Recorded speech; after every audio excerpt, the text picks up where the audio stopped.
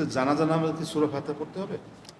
হ্যাঁ, জানাজার নামাজের মধ্যে আসলে যেই সানা আমরা পড়ি, এই সানার কোনো দলিল আমি আজ পর্যন্ত পাই নাই খুঁজে।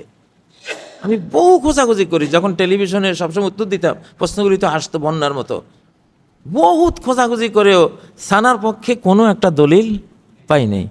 যেটা আছে সেটা হলো আউযুবিল্লাহি মিনাশ শাইতানির রাজিম, আল্লাহু আকবার বলে আউযুবিল্লাহ বিসমিল্লাহ পড়ে সরাসরি সূরা ফাতিহা, এটা মুদাল্লাল। অনেক হানাফি আলেমরা এটাকে সাপোর্ট দিয়েছেন। আল্লামা আব্দুল হাই লখনবী রহেমাহুল্লাহ, ভারতের হানাফি আলেম, উনিও বলেছেন এই যে এটা। আর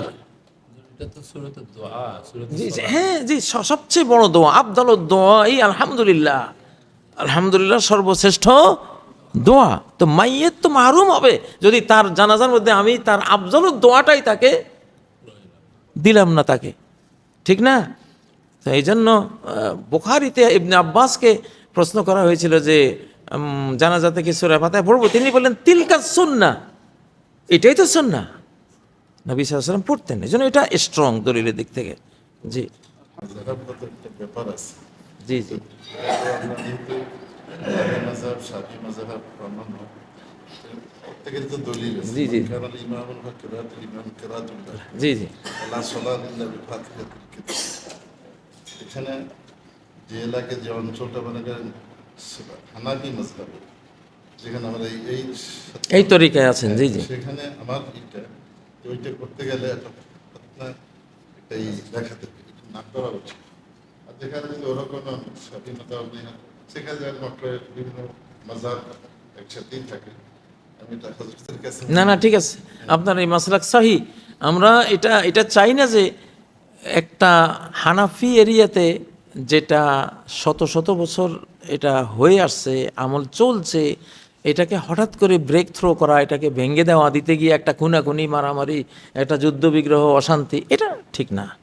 এবং এটা মাসালায় মুখতালাফি মাসাইলের মধ্যে এটাই নিয়ম যে যার যার এরিয়ায় যেটা আছে আমল করেন।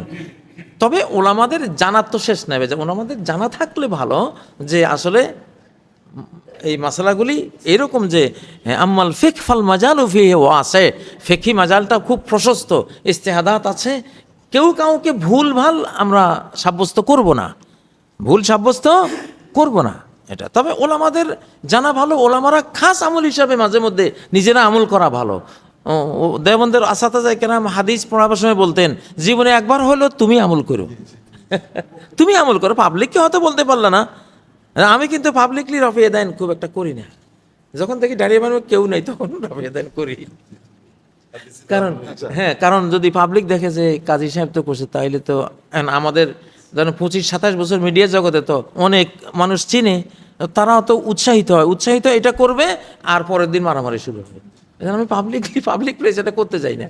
জি আমরা আর রাজিহ কওলুর রাজিহ, জি জি তার মধ্যে এখন সূরা ফাতিহা আমরা সিরিতে পড়বো, জেহরিতে পড়বো না, কোনটা কওলুর রাজিহ দরকার? কওলের রাজটা এখন এই সমাজে, হ্যাঁ এইখানে আপনাদের মাযহাবী পন্থার উপরে আপনারা চলেন, যেহেতু আপনারা চলে আসছেন, বাকি মাসালা জানতে তো কোনো বাধা নাই, আপনারা মাযহাবে আর এটা করলে তো কোনো দোষ নেই। না, ব্যক্তিগত করলে দোষ নাই, প্রচার করেন না, কিন্তু ব্যক্তিগত আমল করলে দোষ নাই। ফাতিহাল কিতাব জি জি ওইসব বলাই আছে যে এক্ষেত্রে আমরা এই আমলটা সূরা করতে ফাতিহা ছাড়া পারি। নামাজ হবে না, জি জি সেটা তো একটা গুরুত্বপূর্ণ বিষয়। জি, জি। এক্ষেত্রে আমরা ওই আমলটা করতে পারি, যখন ইমাম সাহেব সিদরি কেরাত করেন তখন সূরা ফাতিহা পড়বো আমরা। তো দোষ নাই কোনো, ভালো হ্যাঁ, করা। এটাই সবচেয়ে আসান। জাহেরি সময় বললাম না আসারে যাও, তারপরে শেখ যেহেতু বলছেন, ওইটাই কিন্তু ওলামাদের বক্তব্য, যে যেখানে যেটা সাব্যস্ত হয়ে আছে, আপনি আরে হাদিসের অঞ্চলে গিয়া আপনি হাত এখানে বাঁধলে সবাই তাকে এবারে কবি এটা কি ইহুদি আসলো না নাসারা আইলো এখানে।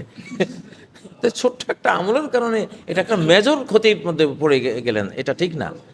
জি আমাদের সমাজে এই যে মাওলানা শব্দটা লেখি, আমাদের সার্টিফিকেটে লেখা হয়, আমরা নিজেরাও পেপার পত্রিকায় লেখা হয়, কার্ডে লেখা মাওলানা, এই লেখাটা কতটুকু সমীচীন এরপর একটা আমাদের উপমহাদেশেই মৌলানার ব্যবহারটা, মৌলানা জালালউদ্দিন রুমি থেকে এটা শুরু হয়।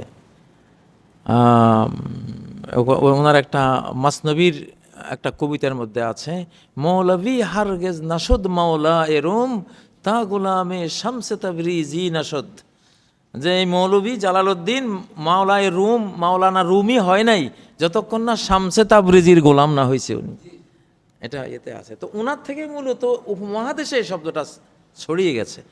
আচ্ছা, বাকি এটা তো কনফার্ম কথা যে আমরা কেউই নিজের নামের সাথে নিজে মাওলানা লকব আমরা লিখতে পারি না।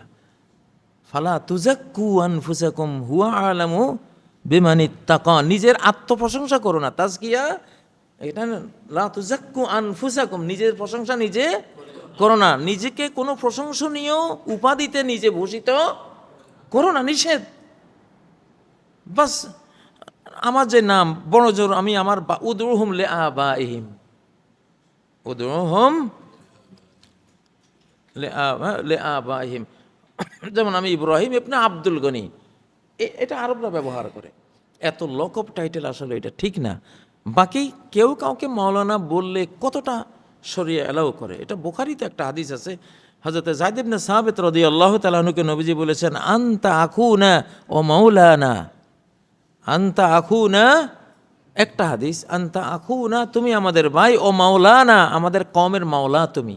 ওখানে মাওলা মানে কোনো সম্মান না, মাওলাল কওম ফাইন্না মাওলাল কওম মিনহুম, জি তুমি অন্য গোত্রের বাট আমাদের এই কওমের তুমি কি হয়েছো? মাওলা হয়েছো, অভিভাবক হয়েছো, বা এটার একজন হয়েছো, সদস্য হয়েছো তুমি, বহিরাগত হওয়া সত্ত্বেও। তো এমনি আমাদের বাংলাদেশে যে ব্যাপক ব্যবহার, এটা না হওয়াই উচিত। কারণ আসলে এক ধরনের আত্মপ্রশংসা হয়ে যায়, আমাদের এখলাসের ঘাটতি হয়ে যায়। নিজের নামটাই তো এনাফ, নিজের নামটাই কি যথেষ্ট। কিয়ামতের ময়দানে আল্লাহ তাআলা কোনো টাইটেল দিয়ে ডাকবেন না। ইয়াওমা নাদউ কুল্লা উনাসিম বিইমামিহিম, তাই না? ইমাম, এখানে ইমামের বিভিন্ন আছে। তো আল্লাহ তো ইয়া আব্দাল্লাহ বলবেন, ইয়া আব্দাল্লাহ, হে ফুলান, নাম ধরে ডাকবেন। এই জন্য আমরা নামের ব্যবহারই করা উচিত আমাদের। ইবাদতের সাথেও যেন আল-হাজ, জি হ্যাঁ, ইবাদত করেছে, সেখানে আল-হাজ কি, এটা একদম রিয়াকারীর মধ্যে পড়ে যায়। তো সেই হিসাবে জি, মাওলানা এর শব্দের অর্থ হলো কি আমাদের প্রভু। তো আমাদের প্রভু তো মানুষ তো হতে পারে না, এই জন্য মাওলানা না লেখাটাই উত্তম। এটা মানে হয়তো বা আল্লাহর দৃষ্টিতে এই লেখাটা আল্লাহ, এটা এমনি ওই যে কোনো নাম যখন আল্লাহর ক্ষেত্রে ব্যবহার হবে সেটার অর্থ হবে এক, আর ওই শব্দটাই যদি বান্দার ক্ষেত্রে ব্যবহার হয় তাহলে অর্থ হবে আরেক। আল্লাহরটা হবে লা মুতানাহি, আর বান্দারটা হবে না, শাব্দিক অর্থ হলো আমার প্রভু। আল্লাহর ক্ষেত্রে মাওলানা মানে হলো নাসির, ওয়ালি, বন্ধু, এগুলো।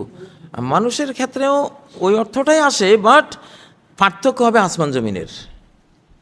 তো যেমন আব্দুর রহিমকে রহিম বলা যাবে না, আব্দুল করিমকে শুধু করিম নামে ডাকা যাবে না, আব্দুর রহমানকে তো রহমান নামে মোটেও ডাকা যাবে না, ইসমুল খাসসান বিল্লাহ। তো আল আসমাউল মুআব্বাতাতু লিল্লাহি, আল্লাহ তাআলাকে যেখানে আব্দ যুক্ত করে আল্লাহর নাম যেখানে সংযুক্ত থাকে সেখানে পুরা নাম বলতে হবে। আব্দুল করিমকে আব্দুল করিম।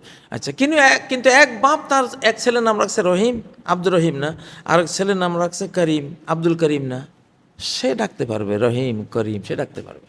কারণ এখানে রহিম করিম আল্লাহকে বুঝায় নাই, এখানে রহিম করিম বুঝাইছে ব্যক্তিকে। এটা সূক্ষ্ম পার্থক্য আছে, এটা একটা বড় বিষয়, সূক্ষ্ম বিষয়, এটা বেশি আলোচনা করবো না। জি, জাযাকুমুল্লাহ খায়ের। এরপরে আমাদের সমাজে পুরো বাংলাদেশি বিশেষ করে একটা কথা আছে যে নামাজের মধ্যে সূরা ফাতিহা পাঠ করার ব্যাপারে করতে হবে কি হবে না, কতটুকু এটা মুসলিম বিশ্ব এই ব্যাপারে তিনটা মাসলাকে চলে।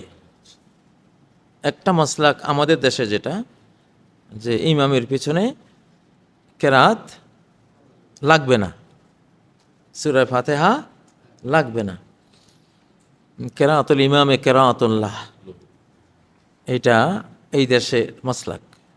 আরেকটা মাসলাক হলো ইমাম যেখানে জাহরিভাবে কেরাত করেন সেখানে লাগবে না, যেখানে সিররিভাবে কেরাত করেন সেখানে লাগবে। আরেকটা মাসলাক হলো জাহরি হোক সিররি হোক, ইমাম যেভাবে পড়েন না কেন, সরব কেরাত অথবা নীরব কেরাত, মুক্তাদিকে মাস্ট সূরা আল ফাতিহা পড়তেই হবে। এখন তিনটা মাসলাক, তিনটাই হাদিস ভিত্তিক, কোরআন ভিত্তিক, গবেষণা ভিত্তিক। তো এইখানে সবচেয়ে যেটা আকরাব ইলা সুন্নাহ, এটা নাসিরুদ্দিন আলবানী তার সিফাত ও সালাতে রাসূলুল্লাহ সাল্লাল্লাহু আলাইহি ওয়াসাল্লামের মধ্যে এটা আনছেন। সাহাবীরা কমন সকল সাহাবীরা আমল বর্ণনা করছেন। কুন্না নাকরাউ ওয়ারা আল ইমাম, কুন্না নাকরাউ ওয়ারা আল ইমাম বিসূরাতিল ফাতিহা ও সূরাতিন মাহা। আমরা ইমামের পেছনে আমরা সূরাতুল ফাতিহা পড়তাম, অন্য সূরা পড়তাম কখন? যখন ইমাম সিররি কেরাত পড়তেন, যেমন জোহর, যেমন আসর। তো এটা কমন আমরা পড়তাম।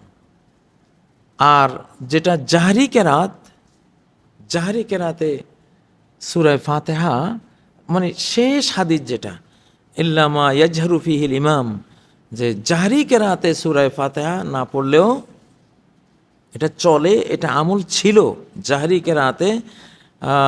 ওয়াইজা কুরিআল কুরআনু ফাসতামিউ লাহু ওয়া আনসিতু লাআল্লাকুম তুরহামুন, এটা কিন্তু সালাতের আয়াত। ওয়াইজা কুরিআল কুরআনু ফাসতামিউ, এজন্য আরবদের মধ্যে যে ভাইয়েরা তারা এটার উপর আমল করেন, তারা ইমাম যখন আলহামদুলিল্লাহ রাব্বিল আলামিন পড়েন তখন পড়েন না, নীরব থাকেন, শুনেন। যখন সাক্তা করেন, ওয়াকফ করেন, ওই ওয়াকফে ওনারাও পড়ে ফেলেন। এগুলি শুনেন, এগুলি হলো মাসাইল ইস্তেহাদিয়া, হাদিস আছে। এখন যার যার বুঝ অনুসারে আমল করেন, এগুলো নিয়ে কোনো ঝগড়াঝাটি করেন না। বাস কুল্লু ইয়ামালু আলা শাকিলাতি, যার যার বুঝ ফাহাম অনুসারে আল্লাহ তাআলা যদ্দ তৌফিক দিয়েছেন আমল করেন। এখানে কোনো আমলের কারণে কেউ জাহান্নামে যাবে না ইনশাআল্লাহ, কারণ ইস্তেহাদিয়াত তো। তবে সূরা ফাতিহার ব্যাপারটা তো খুব শক্ত। লা সালাতা ইল্লা বিফাতিহাতিল কিতাব, লা সালাতা ইল্লা বিফাতিহাতিল কিতাব। সূরা ফাতিহার পক্ষে যে রায়গুলো আছে এগুলো খুব স্ট্রং। পারলে আমল করবেন, পারলে সুযোগ পাইলে আমল করবেন। তবে আমরা ওরকম করি, ইমাম যখন লম্বা ওয়াকফ দেয় তখন পড়ি ফেলি, আর যখন লম্বা ওয়াকফ পাই না তখন পড়ি না, কারণ উনি তো জাহার করতেছেন। কিন্তু সিররি কেরাতে মাস্ট পড়ি নেই আমরা, সূরা ফাতিহা পড়ি, অন্য সূরা পড়ি সিররি কেরাতগুলোতে। এরপরে আমাদের ওই একই মাসলা রফুল ইয়াদাইনের ব্যাপারে আমাদের সমাজে আমাদের সমাজে যেহেতু এটা নাই, এটা সামলাইতে না পারলে করেন না। শরীয়ত মাসলা কি? মাসলা ওইটাই আর কি, যে এখানে ইখতিলাফ যেখানে হবে, ফিতনা ফাসাদ হবে। এগুলির জন্য কোনো কোনো এলাকায় খুনাখুনি হয়েছে, এই জন্য এগুলি কালকে আলোচনার সময় ব্যাখ্যা দিয়েছেন জি জি যে আমি যখন জেলখানায় বসে জি জি আমি যখন জেলখানায় ছিলাম তখন ঘন্টাখানে তো মানে 2 ঘন্টা 3 ঘন্টা 4 ঘন্টা নামাজের মধ্যে থাকতাম। তো প্রথমে এরকম বাঁধতাম আহলে হাদিসে যেভাবে বাঁধে, বুকে সদর আল্লাহ সদর। পরে দেখি যে 2 কাঁধ ব্যথা করে, তখন আবার করতাম কি একটু নিচে। নামের উপরে নিয়ে আসতাম। আবার দেখি আরো ব্যথা করে, তখন একটা নামের নিচে নিতাম। পরে দেখি যে হাত রাখতে পারি না, হাত ছেড়ে দিতাম, মালিকি মাযহাব যেটা আছে। তো 4টাই আমল করতেন। আচ্ছা, এরপরে আমাদের যে হলো আকীদাগত বিষয়, যে মাযহাব মানার ক্ষেত্রে কতটুকু কি মাযহাব মানতে হবে কিনা না মানতে। না, আসলে আমাদের জনগণ মাযহাব কি জিনিস, মাযহাবি মাসলা কি জিনিস, আমাদের পাবলিক কতটুকু জানে কোন? তো এগুলি ওলামাদের বিষয়, ওলামারা কিছুটা জানে, সবটা ওলামারাও জানে না। তো মাযহাব শব্দের অর্থ হইল আকওয়ালুল উলামা, আরাউল উলামা। একজন রায়, একজন ইমাম, একজন আলেমের রায়কে বলে মাযহাব। মাযহাব রায় মানা কি? একজন ইমাম ইজতিহাদ করে একটা রায় দিয়েছেন, এটা মানা কি? এটা মানা হলো যদি সঠিক হয়, দলিল প্রমাণে সঠিক হয় আমি মানব, নিতেই পারি। দলিল প্রমাণে ভুল আমি মানব না, এটাই তো স্বাভাবিক, তাই না? ফাইন আসাবতু ফামিনাল্লাহি অমিন আখতাতু ফামিন্নি অমিনাশ শায়তান। সাহাবায়ে কেরাম ইবনে মাসউদ ইজতিহাদ করে বলতেন, আমি সঠিকটা যদি বলতে পারি রায়ের মধ্যে তাহলে আল্লাহর পক্ষ থেকে পেলাম, আর যদি ভুলটা বলি তাহলে আমার নফস আর শয়তানের কাজ এটা। এটা আল্লাহু ওয়া রাসূলুহু আনহু বারিয়ান, আমার এই রায় থেকে আল্লাহ আল্লাহ রাসূল বারি। আসলে মাযহাব মানার ক্ষেত্রে সবসময় আলা বাসীরা হওয়া জরুরি, কারণ সব ইমামরা বলেছেন যে তুমি আমার কথা অন্ধভাবে নিও না। আমি কোত্থেকে বললাম, খুজু মিন হাইসু আকাজ না, আমরা কোন দলিল থেকে নিলাম ওইটা একটু ঘাঁটো, ওইটা দেখো, তুমি সেখান থেকে নিতে পারো কিনা দেখো। এজা সাহাল হাদিস ফাহুয়া মাযহাবি। তো এই কথাগুলো আমাদেরকে নির্দেশ করে যে তোমরা মাযহাব ইজতিহাদাত নাও, বাট ইত্তাখাযু আহবারাহুম ওয়া রুহবানাহুম আরবাবা মিন দুনিল্লাহ। উনি বলছে বাস এটা আলা রাসে ওয়াল আইন, এটা তো এক ধরনের শিরকের মধ্যে চলে যাইতে পারে। এজন্য হুজুরকে বলো, হুজুর একটু এটার দলিলটা যদি একটু বলেন, আল্লাহ কোথায় বলেছেন বা রাসূল কোথায় বলেছেন বা কোন হাদিস থেকে ইস্তেমবারটা এটা হয়েছে, এটা কোনো ইশারা আছে কিনা বা একটু বুঝাই দিলে এটা দালিলিকভাবে হওয়াটা উচিত। তাকলিদে আমা না হয়ে হানাফি মাযহাবের আলেমরা কোথাও তাকলিদে আমার পক্ষে ওনারা ইয়ে করে যুক্তি দিয়েছেন, দলিল দিয়েছেন, চেষ্টা করেছেন বুঝ দিয়ে। আপনি একটা কিতাব আছে বাদায়ুস সানায়, প্রত্যেকটা মাসালা কি সুন্দর আয়াত দিয়া হাদিস দিয়ে, আয়াত দিয়া হাদিস দিয়ে ইয়ে করছেন। তো আর কি দলিল সহ জানেন, কারণ হাতু বুরহানাকুম ইন কুনতুম সাদিকিন, বুরহান দাও। আতিউ আল্লাহ ওয়া আতিউ রাসূল আমরে মিনকুম। হ্যাঁ, মাযহাবের ব্যাপারে একটা কথা বলি, যে মাযহাব যারা মুজতাহিদ তাদের জন্য তো জরুরি না, যারা সাধারণ আমরা যারা জি জি ইসলাম মাসলা সম্পর্কে যারা অতটা নলেজ নেই তাদের জন্য তো এরকম লাগামহীন হলে তো তখন একটু দেখা যায় দিক সিদ্ধি ঘটে। এই জন্য কিতাবে পাই যেটা জরুরি তাদের জন্য, যারা সাধারণ তাদের জন্য। না, মাযহাব ঠিক আছে, মাযহাব তো চার মাযহাব, যেটা ধরেন এই চারটা মাযহাব থাকুক। ওই কালকে উনি এক প্রসঙ্গে আমি একসময় ওয়াজ করতাম যে আহলে হাদিস ভাইরা তোমরা চার মাযহাব বাদ দিয়া এখন তো 19টা বানাইছো, কদিন পরে আরও বানাইবা, 29, এখন 29 দল। তো এই 29 মাযহাবের চেয়ে চার মাযহাব ভালো না? অন্তত 29 টুকরা হইল না জাতিটা, 4 টুকরা হয়েছে, তবুও তো বড় বড় টুকরা হয়েছে, ঠিক না? তো আসলে মূল কথা হলো মাযহাবগুলো এগুলো যেমন একটা ট্রেন, হ্যাঁ, একটা ট্রেনে আপনি ফার্স্ট ক্লাসে সিট পাইলেও আপনি মঞ্জিলে পৌঁছবেন, সেকেন্ড ক্লাসে সিট পাইলেও আপনি আপনার জায়গা মতো পৌঁছবেন, থার্ড ক্লাসে সিট পাইলেও জায়গা মতো পৌঁছবেন, কোনো ক্লাসে পাইলেন না, ছাদে উঠছেন তাও আপনি জায়গায় পৌঁছবেন, ছাদেও জায়গা পাইলেন, ইঞ্জিনের 2 কিনারে জায়গা নিয়েছেন তবুও জায়গায় পৌঁছবেন কিনা। অনেকে তো 2 কিনারও জায়গা পায় না, 2 বগির মাঝখানে যে স্প্রিং ওখানে বসে রয়েছে, পৌঁছবে কিনা স্টেশনে। এই এক্সাম্পলটার অর্থ হলো ইজতিহাদাতের মধ্যে কারো দলিল খুব আকোয়া, কারো একটু আরো দুর্বল, কারো আরো বেশি দুর্বল, তাই না?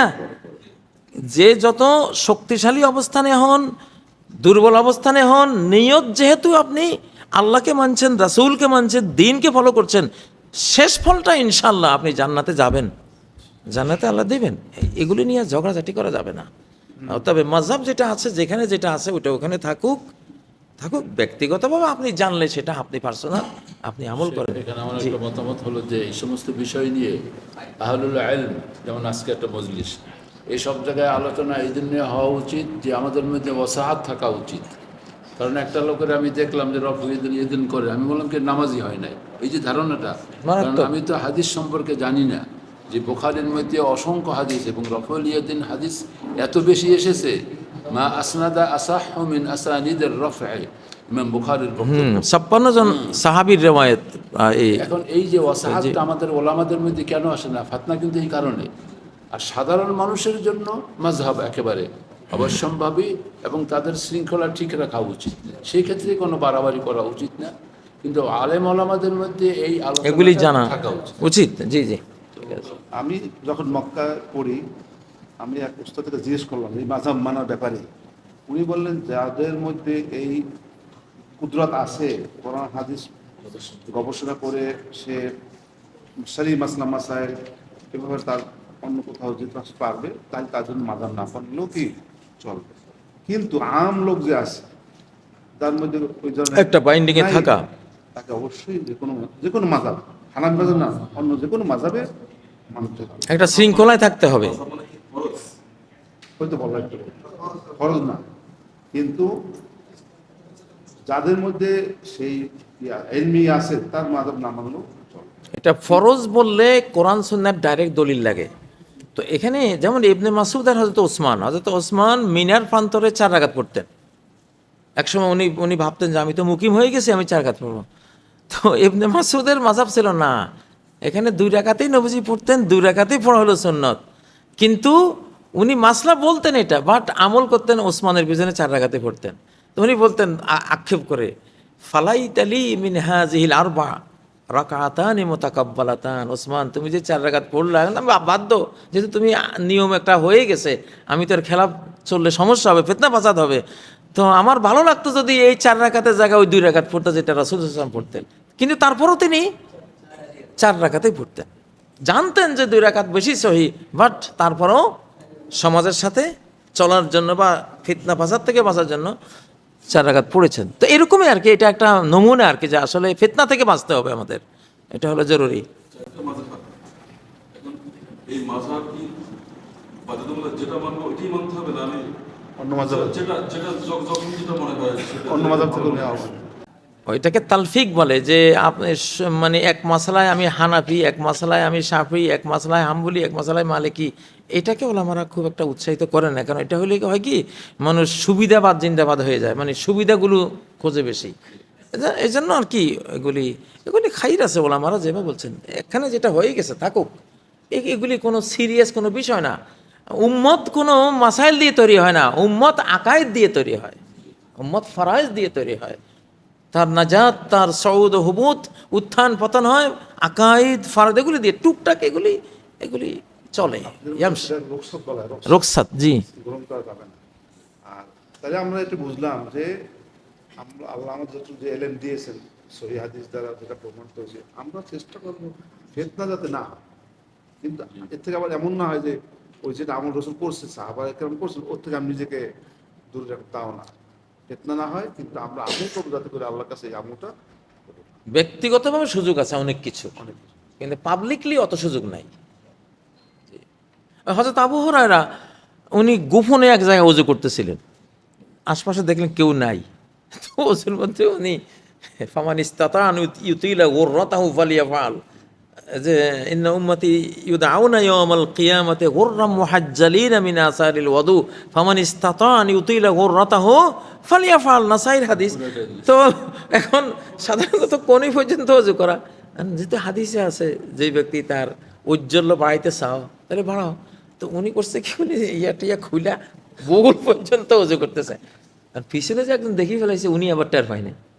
ইয়া আবার মাজা ফালত, এটা কি করলেন?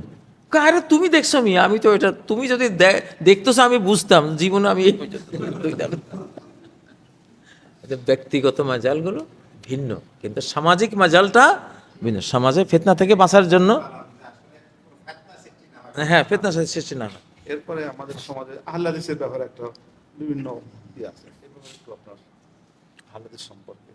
আসলে কাউকে আমরা অযথাই ওলা তানাবাজু বিল আলকাব, এক একজনকে একে উপাধি দিয়ে তোমরা নফস করো না, দুর্নাম হেট করো না, দরকার নাই এগুলো। তারা একটা মাযহাব, ওটা ধরেন একটা মাযহাব খামেস, তারা আমাদের মতো একটা মাযহাব। তো তাদের যেহেতু মিডিয়ায় যাবে, সেহেতু আমি মিডিয়ায় কোনো ফিতনা ফাসাদের কথা কই না। মাযহাবে খামেস বাস, ওনারা ওনাদের মতো, যেই অঞ্চলে আহলে হাদিস আছে ওনারা ওনাদের মতো আমল করছে, ওকে, ওটা নিয়ে আমরা ওখানে হানাফিয়ত ছড়াতে যাব না, ঠিক না? কিন্তু আমাদের যেখানে যেটা হানাফি মাযহাবের থ্রুতে হয়ে আছে, এখানে নতুন করে ওগুলো আনতে গিয়ে একটা ফিতনা ফাসাদ, ঝগড়াঝাটি, এটাও হওয়া উচিত না, করা উচিত না। পার্সোনালি কেউ আহলুল হাদিস ভাইদের কোনো সহি মাসলা পার্সোনাল যদি উনি জানেন এটা বেশি হক, উনি পার্সোনাল আমল করতেই পারেন। তবে ওনাদের থেকে আমাদের একটা বড় শিক্ষা আছে। আমরা হানাফি মাযহাবের নামে অনেক মাসালা আছে, ইমাম আবু হানিফার মাসালা না এটা, কিন্তু আমরা হানাফির নামেই চালিয়ে দিচ্ছি। ওরা কিন্তু তাহাকিক করে, ওরা একটা মাসালা তাহাকিক করে, এই যে তাহাকিক করার যে একটা শিক্ষা, আমরা এটা ওদের থেকে নিতে পারি। আর ওদের মধ্যে যে বাড়াবাড়ি অংশটা আছে সেটাকে আমরা পরিত্যাগ করব, তাহলে আর কোনো সমাধান মানে আমাদের উচিত হবে মানে এমন না হয় যে আমাদের মত আমি যে পদ্ধতি মানে আমি যে পন্থায় আছি পূর্ণ আলাদাই পারে এখন যে দলের সাথে আমি আছি যে এর সাথে আছি, এমন না হয় যে আমারটাকেই অন্য দলের সহি থাকলেও ওর উপরে আমারটাকে প্রাধান্য দিতেই হবে, এইটাই সঠিক, এই ধরনের মন থাকা